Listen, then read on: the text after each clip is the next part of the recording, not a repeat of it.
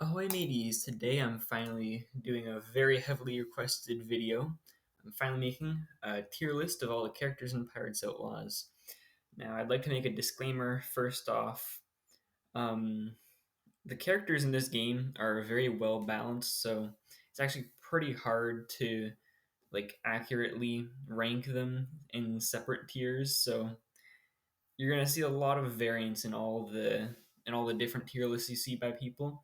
And obviously, I'm not the expert on every single character, so I'm probably gonna get a lot of things probably like a bit wrong. So just take everything with a grain of salt. I'm not the perfect expert on all of this, but I think I have a pretty good perspective on it. So I'm gonna do my best to make a pretty good tier list. I think. So we're gonna start with Gunner, and I'm gonna start him off in C tier here. Gunner has one main strength, and that is his very high damage output. Except he entirely lacks any form of defense. He has absolutely no healing in his base deck, and his only way to defend himself is with his two wooden shields at the start. And so, any run with this character is its success is probably going to be heavily determined by what kind of defense you can find, unless you can get such crazy damage that it doesn't matter, but that's pretty tough and probably not too consistent or likely to happen. Um, the thing that I think sets him a little bit apart from all the other heavy burst damage characters is that he has and he can do very well with an entirely ranged deck, which is actually pretty advantageous compared to the other ones because the characters that have such high big burst damage and low defense would be like Carpenter and Fortune Teller. They really only use a lot of melee stuff rather than ranged. And being able to target the enemy that you choose from the very start is actually pretty good. It actually adds a little bit of defense, sort of in a way, because you can target the most damaging enemy immediately, take them out on like turn one or so, and then that actually does save you a bit of damage. So he's not gonna be in D tier like some other characters might be. He's all right, I guess, but still pretty low down overall. Next, Swordmaster immediately goes to S tier. Swordmaster is just the greatest defensive character in the game, who also has some decent damage to back all that up.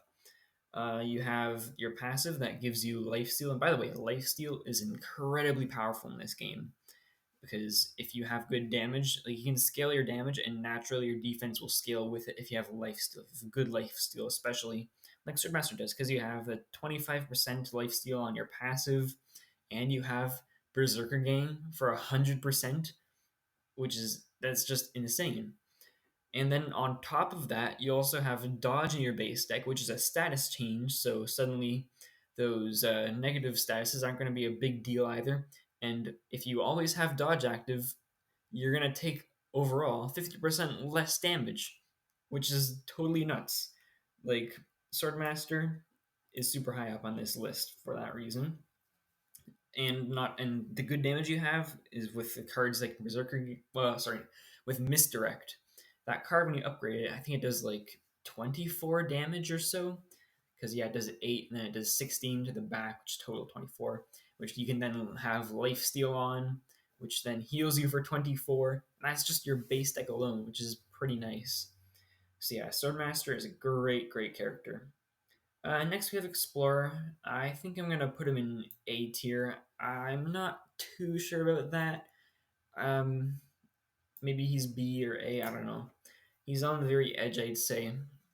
But he is also a very strong character because he has really good healing if you have the erosion package. Oh, and by the way, I forgot to mention this tier list is specifically for Navigate and no other areas. No, not Arena, because the meta is very different in the Arena. But yeah, if you're on Navigate, you've got the Erosion package, which means you start off with a Harvest, which you can copy with Sketch every single combat if you really need it, which is a lot of healing. 20 every fight. Still not as good as Swordmaster's 24 with Misdirect, but 20, that's nothing to scoff at, I'd say. And you also have pretty good damage as well, because you have the power scroll to start off with if you want, or you can swap that for card advantage with Swift Scroll, which is also pretty good. Either way, you're starting with a very strong passive relic there. And then having Fake Eye on top of that with your passive, pretty much, yeah, it's good. Except your base deck, not going to help you too much, but that doesn't really matter if you have a natural Fake Eye, really. And also, something I like a lot to do, like I like to do a lot with this character is, well, because you have all these options, you can pick up a lot more relics than other characters would. If you have, since you have 4 instead of 3 after every combat, and then you can sell that for even more money than other characters could, and you can save that all until you beat the first boss, which is not the hardest thing to do, really. Not the first stage isn't really a problem for most characters, and from that point on, if you just spend all that money rerolling boss rewards until you get a booster strike, that build with this character is nuts, because if you copy that sketch, you suddenly have 2 of those every fight, and the scaling just goes through the roof. Then you can start taking things like Lifesteal and Inspire and all those, and you're good. So yeah, Explorer is pretty nice. He also has a lot of versatility because of his natural Fake Eye. So yeah, he's pretty alright. You can do good multi-hit builds with the Power Scroll too. Does good infinites with Swift Scroll, because draw cards. Now Curse Captain, I'm gonna put him in A above Explorer, I'd say. He just is all around. He's just all around got very good stats. He has high damage from the his passive when you have 7 curses, and high damage from, I forget what his cards are called, but the ones that scale from the number of curses you have. I think there's Bringer of Calamity and something else. I forget what they are. I don't play a lot of this character, but he's pretty strong, because those, the more curses you have, the more damage you'll have, and they can get the numbers such as like 21 damage for 1 ammo and like 18 block sometimes. It's more than you'll probably need. And you also have all these discard synergies as well, which opens up a lot of options and consistency. Um, and the only problem this character really ever has is not getting to the 5 curse threshold. If you don't get there, then you're gonna be a little bit underpowered. But getting there is not a problem usually when you have like so many events you could get curses from. So as long as you get there, this is just an unbelievably strong character. But until you do, there's a possibility you could lose the run, which is why he's probably not going to be S tier. But I'm still leaving him in A tier because he just has no weakness besides that, I'd say. And maybe a bit of, I mean, his passive gives him a bit of healing, but it's not a big deal when you have so much block. And yeah. Now, Alchemist, I think I'm going to put in B tier. A little bit like Explorer, you can use your fusion on the consumables, and you get a possibility of having a free one to use, which is pretty nice. It makes some very strong consumable builds. Um, and your damage is really good actually, because every time you play your fusion card, you get +3 on that. So multi hits, those stack up like crazy, because you can play like 2 of those per turn and just get +6 damage on everything. And you're not really losing much card advantage either, because those fusions give you a card and another card back. So yeah. Um,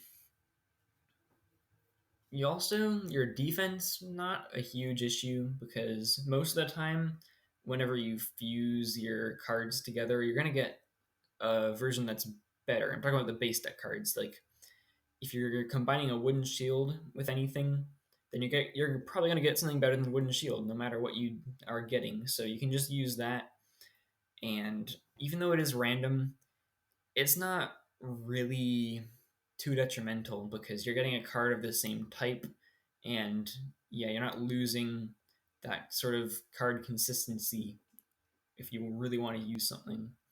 And you also have Philosopher's Stone, which if you get one of those, then your run is basically won from there.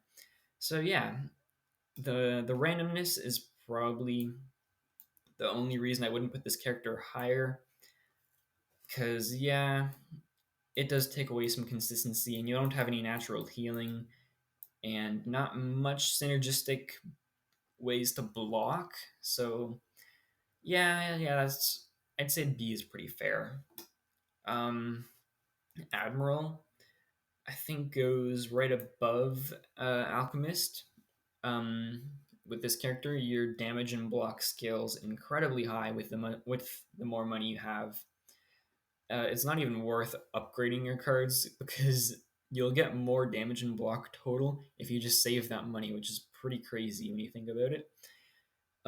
So yeah, the only weakness this character has is not having healing really, and there's a bit of a worry as well if you can't save up enough money. RNG can just be like that sometimes, and you'll not get high enough to really survive. But if you can get, I don't know, like around 500 gold, you're pretty much good the entire run.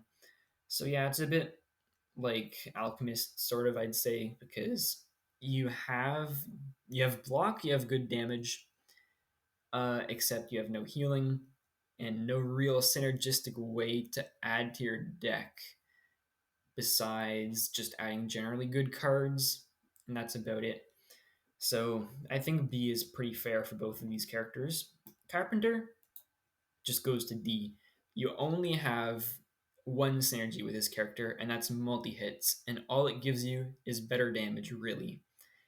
And you, once again, a lot like Gunner, don't have really a lot of good healing besides, I mean, you have Meditate, but it's a removed card, so it's ever going to happen once every battle, and it's not going to heal you for a ton either. And you have such awful defense that, yeah, it's not going to really matter too much. You're probably going to take a lot more damage every fight than you heal. So you're just slowly getting whittled down with this character all the time.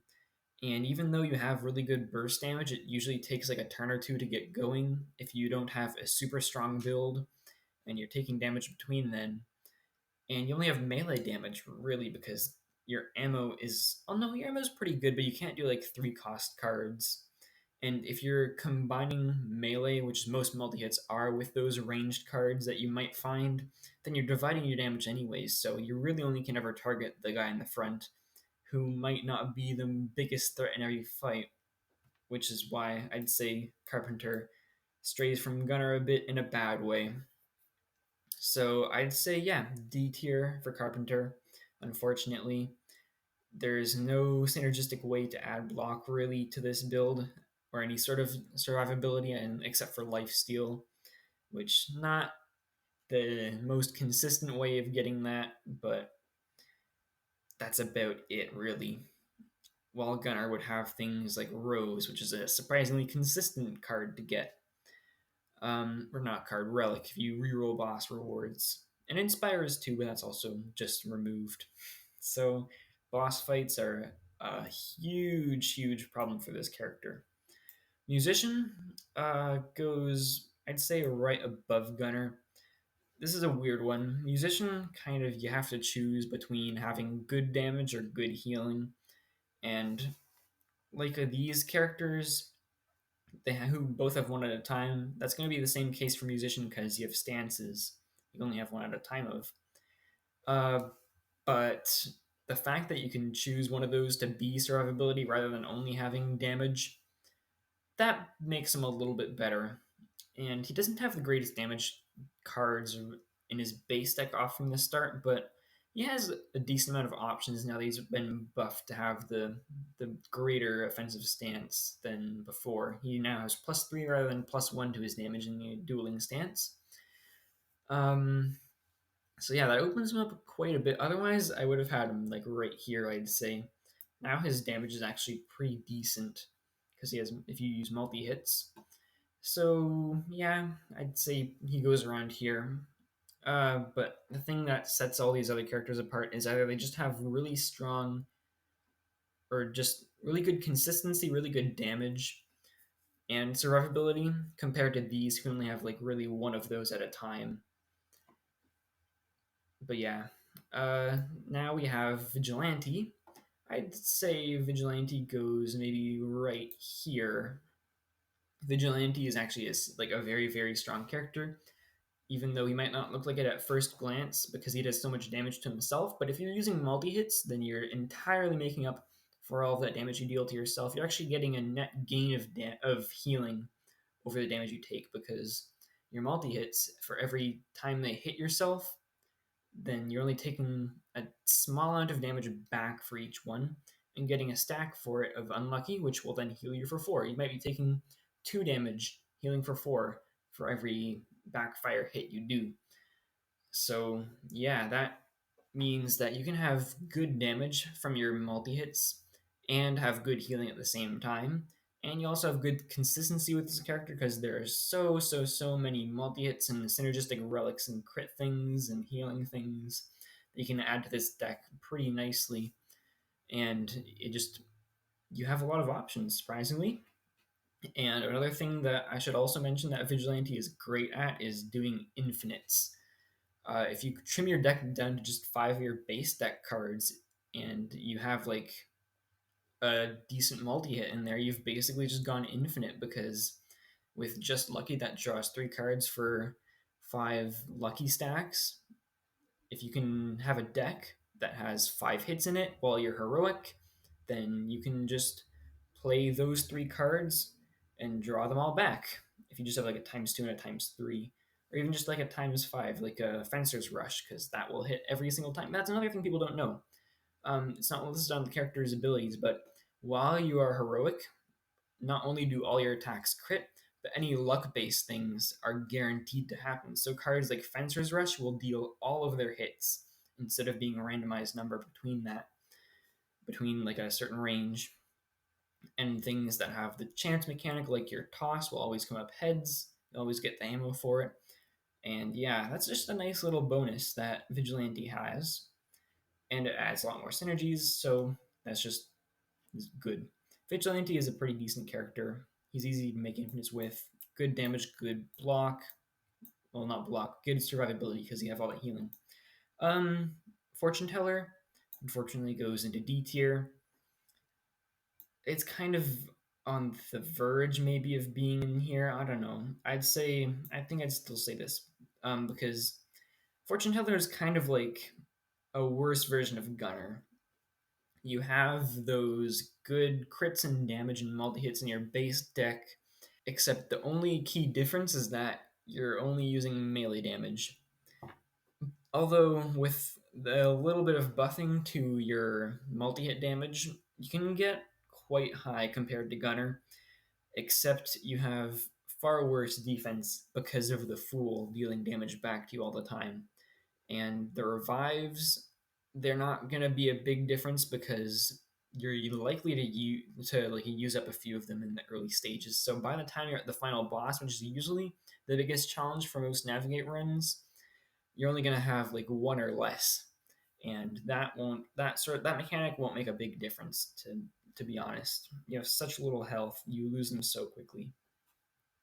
And your base deck with this character is just underwhelming compared to every other character. So many of the cards are better off just being removed. So that's one of the other reasons why you lose them so easily, because until you can remove all of those, you're just really weak and you have very little damage total because your cards aren't being buffed by having less of those charges, since a lot of them have that effect. So yeah, unfortunately, Fortune Teller is pretty low on here. Although you're pretty good against bosses generally because you have such good single target damage, but you're gonna die a lot in those like island fights. Bear Tamer, very strong character actually. Maybe around here or here. I'm not too sure. I'm not a Bear Tamer expert. One of my lesser played characters, but you know what? I see a lot of people do crazy things with this character. I just don't think I understand her completely yet. Um, she just has a lot of potential in her base deck to do so many different types of builds. You can do injury, you can do heavy block decks, you can do multi hits with your bear paws. You have status change in your base deck already, which is really nice. You have really good defense, really good damage once you get a bit of injury, which injury cards, gonna be honest, are very common to find. So yeah, and the bear having you basically have 6 cards in hand, even though one of them is taken up by. It's a pretty good card. I'd consider it maybe above average compared to most other cards. So yeah, that's definitely like having 6 cards in hand at all times, which wow, is pretty good. Um, I'm not gonna talk too much about this character because I don't know a lot about strategy revolving around it besides just picking a lot of injury stuff and maybe block, maybe multi hit. It's still a bit of a mystery to me. I'm gonna move on to Unknown Captain. I think Unknown Captain goes into S tier. He is like Bear Tamer, but just better in my mind because you have super good survivability with your healing passive and your revive. You have probably even better damage, and you have like so many synergies as well because you can do no armor builds because you lose all your armor every turn and use that. You can use that to your advantage. You can do healing builds because you get so many healings like separately using things like sushi and hourglass to get a lot of value out of that. You can do low HP shenanigans with things that only trigger when you have like below 50% because you're actually pretty safe to be below 50% HP, kind of like Swordmaster, because you have that revive every single fight, you have good healing. It's not a big issue. You can do self damage synergies because you do a lot of self damage naturally. You can do multi hit stuff with this character because you have a really good multi hit in your base deck. You can do drunk and crit stuff because you have a multi hit and you have no other statuses. So those are totally open to pick up at any point in a run. This character is just so open to so many different things, and you have such good base stats and a good base deck already. Oh, not to mention, you can do large max ammo capacity decks with the new X pack, which is crazy because not instant order, final order, I think it puts your ammo to full, it reloads to max, and if you have a high max ammo, then you're getting a lot out of that card. There's just so much you can do with this character, except nah, not as good as Swordmaster, but pretty close. Doctor, another S tier character. Um, you have an incredibly good base deck, an incredibly nice passive ability, and just a lot of options as well. Not a lot of options, but just two really good options for deck building. A lot of people see this character think he's immediately all about getting lots of block, but you know what? I feel like his best build is the low armor builds, where you keep all of his cards that trigger when you have no armor, um, and not use a lot of armor cards. Remove the one that deals damage based on armor, and that's a surprisingly strong build. If you upgrade his like basic melee and ranged attacks, and you have no armor, they deal 15 damage each, which is incredibly good burst damage. You can take out most enemies. Well, in most fights, you can take out an enemy or two on turn one if you have those, which is all the defense you really need with this character because you're actually very tanky even without armor. Because if you use, well, this is mostly because of the more recent edition of the Lantern Ship upgrade at taverns. Instead of healing, you gain max HP, which slowly over time, because of how the revive system works with this character, will give you more and more and more HP total the more you get. It's like exponential because every revive costs you 10 max HP.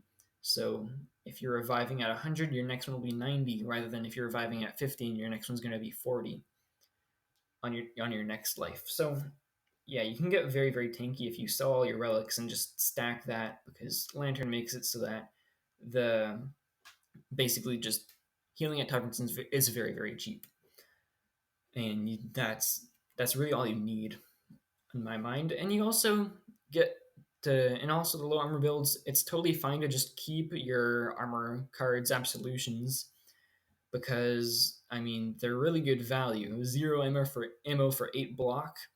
You can just use them whenever an enemy is going to take out all your armor in one turn, and you're saving yourself a lot of damage for free. And you just play your armor cards. So you just play your armor cards at the end of your turn. And yeah, it's totally worth it to have. You can have decent defense at the same time as having incredibly high damage in that kind of a build. But that's just one option. Even though that's an incredibly powerful and strong build, you also can do the armor decks if you ever have the opportunity to. And it's also very, very good. So Doctor, you just got a lot of strength in either one of those builds. So yeah. Chicken goes right here, I think. Chicken is very similar to Swordmaster. You have really, really good damage, really, really good healing. Well, no, pretty okay healing. The only struggle this character, the only reason I don't put this character higher than Swordmaster is because you can slowly get whittled away, and you have no money at the start of the game, so you're gonna be forced to take some okay cards unless you're restarting over and over until you get a good run. Um, so everything else about this character is incredibly good. You have natural lifesteal on pretty much all your attacks. You have multi hits. Every card in your base deck is basically a multi hit, so you're getting insane damage buffs whenever you take a damage increasing relic or something, or even cards. And yeah, you've just got amazing damage, amazing healing, but it's not. But because you can't take block, that healing isn't always going to be enough to keep up with enemy damage. So mm, I'd say Swordmaster is a bit better because that's not really a problem for her. But other than that, Chicken, you have everything you need to be very consistent. Um, Inventor is my least played character. I am the least confident about my placing, but I'm gonna put him right around maybe here. I'm gonna put him just right in the middle. I'm not too sure because I feel like this character's got a lot of potential if people develop more strategies that he can use.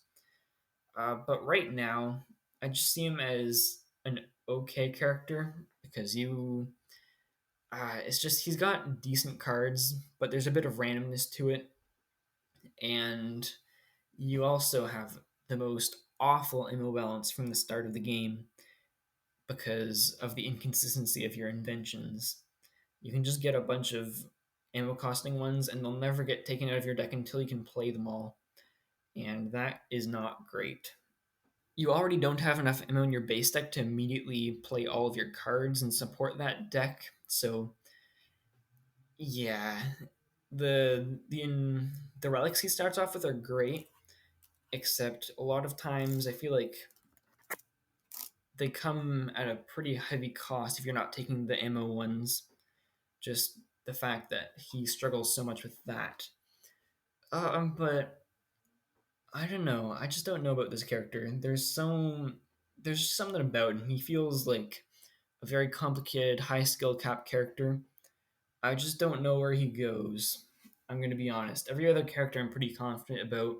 It's just Inventor I'm not entirely sure about. But yeah, I'm just gonna like look over this, and I don't think I need to make any changes at the end here. I think this is pretty good actually. So yeah, that's my Pirates Outlaws character tier list. I hope this helps. If you're struggling with certain quests or grinding, or if you just want a better idea of what characters to use whenever you're struggling, I hope this helps you make decisions for which character to get next as well. I just hope this helps you in your journey through this game, this awesome game. And yeah, thanks for watching. Hope you enjoyed this video. Just one more thing during editing I would like to add.